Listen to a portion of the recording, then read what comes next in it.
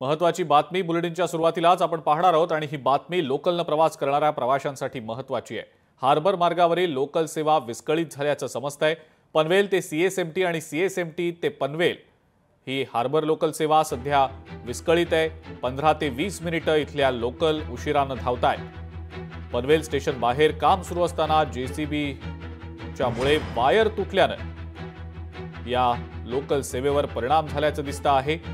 ही लोकलची वाहतूक सुरळीत करण्याचं काम सध्या युद्धपातळीवर केलं जात आहे।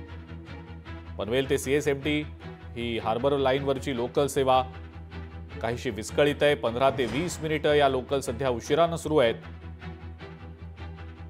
आकांक्षा देशमुख आपली प्रतिनिधी आपल्या सोबत आहे सध्या।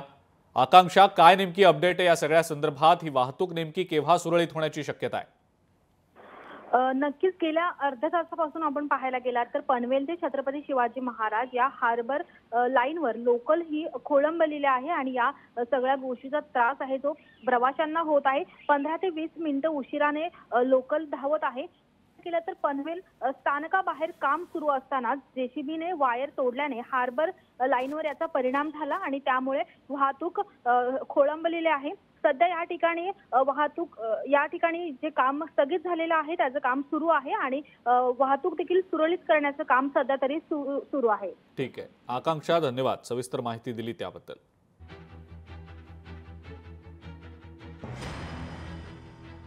तर आता ही लोकल सेवा लवकरात लवकर सुरळीत करण्याचे प्रयत्न केले जात आहेत। पनवेल ते सीएसएमटी लोकल सेवा ही 15 ते 20 मिनिटं सध्या उशिरानं सुरू आहे।